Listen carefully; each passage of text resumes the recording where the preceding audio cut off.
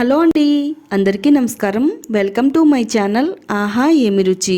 Chicken biryani చేయడంలో ఒక్కొక్కరిది ఒక్కొక్క స్టైల్ అండి. ఎలా చేసినా కానీ టేస్టీగా పర్ఫెక్ట్గా రావడం అనేది ఇంపార్టెంట్. ఎప్పుడు చేసేలా కాకుండా ఒకసారి నేను చెప్పినట్టు ట్రై చేశారంటే చాలా ఈజీగా వెంటనే అయిపోతుందండి. టేస్ట్ కూడా అదిరిపోతుంది. ఇది ఇంట్లో చేసామా లేదా హోటల్ నుంచి తెచ్చుకున్నామా అనేటట్టు ఉంటుందండి. అచ్చం హోటల్ స్టైల్లో బిర్యానీలానే ఉంటుంది. గిన్నెలో అయినా వండుకోవచ్చు, కుక్కర్లో కూడా చేసుకోవచ్చు అండి. మీరు గిన్నెలో చేసినా కుక్కర్లో చేసినా కానీ ఈ బిర్యానీ పొడి పొడిలాడుతూ చాలా రుచిగా వస్తుంది. వీడియో చూసే ముందు వీడియోని లైక్ చేయడం మాత్రం అస్సలు మర్చిపోవద్దు. అలాగే మన ఆహా ఏమి రుచి ఛానల్ని సబ్స్క్రైబ్ చేసుకోవడం మాత్రం మర్చిపోవద్దండి. ఇక మనం లేట్ చేయకుండా హోటల్ స్టైల్ బిర్యానీని ఎలా తయారు చేసుకోవాలో చూద్దాము. ముందుగా శుభ్రంగా కడిగి పెట్టుకున్న 500 గ్రాముల చికెన్ని తీసుకున్నానండి. చికెన్ పీసులు మరీ చిన్నవి కాకుండా పెద్దవి కాకుండా మీడియం సైజులో ముక్కలుగా కట్ చేసి పెట్టుకోండి.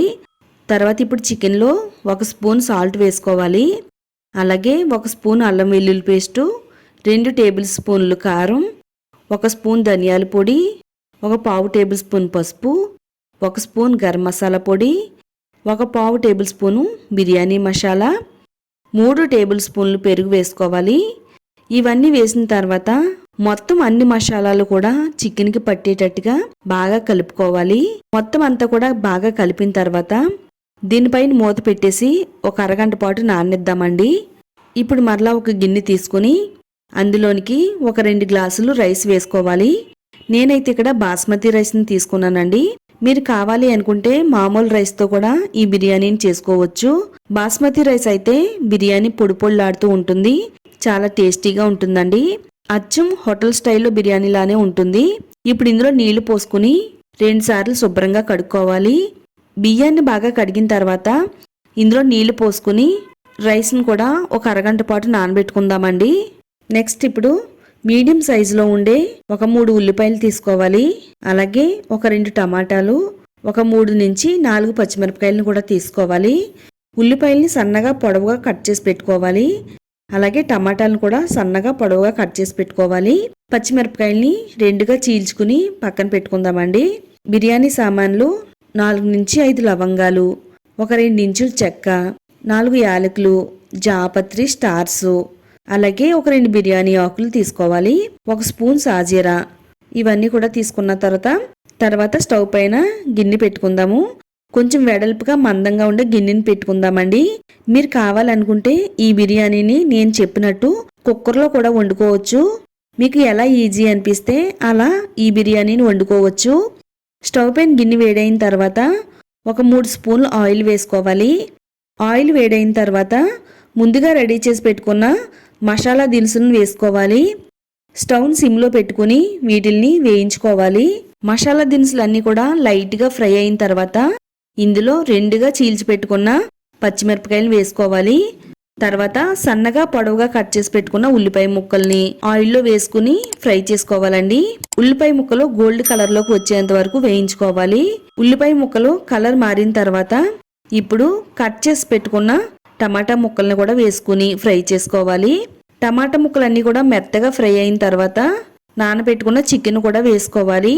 స్టవ్ని మీడియం ఫ్లేమ్లో పెట్టుకుని చికెన్ వేయించుకోవాలి. చికెన్ ఇలా గరిటతో కలుపుతూ చికెన్లో ఉండే వాటర్ అంతా కూడా మగ్గేంత వరకు చికెన్ అయితే ఫ్రై చేసుకోవాలి.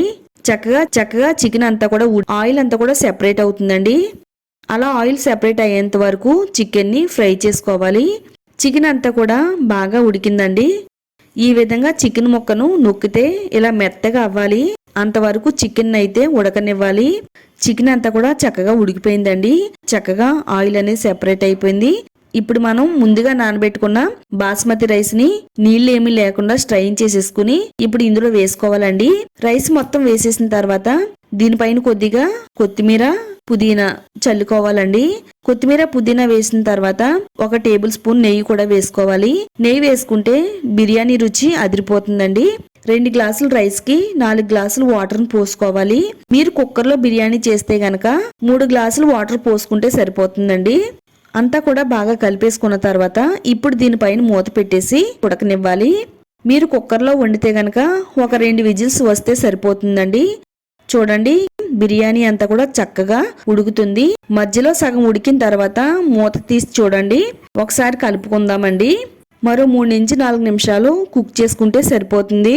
బిర్యానీ అంతా కూడా ఉడికిపోయిందండి, వాటర్ అనేది ఏమీ లేదు, అంతా కూడా పొడి పొడిలాడుతూ ఉంది. అంతేనండి, హోటల్ స్టైల్ బిర్యానీ అయితే రెడీ అయిపోయిందండి. ముక్క చూడండి ఎంత బాగా ఉడికిందో. బిర్యానీ అంతా కూడా మనకి పొడి పొడిలాడుతూ ఉంది కదండి. కుక్కర్లో వండినా గానీ ఇలానే వస్తుందండి. ఈ వేడి వేడి బిర్యానీని ఒక ప్లేట్లో వేసుకుని సర్వ్ చేసుకుందామండి. అసలు చూస్తుంటేనే నోరు ఊరిపోతుందండి. మీరు కూడా అస్సలు లేట్ చేయకుండా ఇంట్లో ట్రై చేయండి. రుచి ఎలా వచ్చిందో చెప్పడం మాత్రం మర్చిపోవద్దు. వీడియోని లైక్ చేయండి, అలాగే ఈ వీడియోని మీ ఫ్రెండ్స్కి రిలేటివ్స్కి కూడా షేర్ చేయండి. ఇలాంటి మరిన్ని టేస్టీ రెసిపీస్ కోసం ఛానల్ని తప్పకుండా సబ్స్క్రైబ్ చేసుకోండి.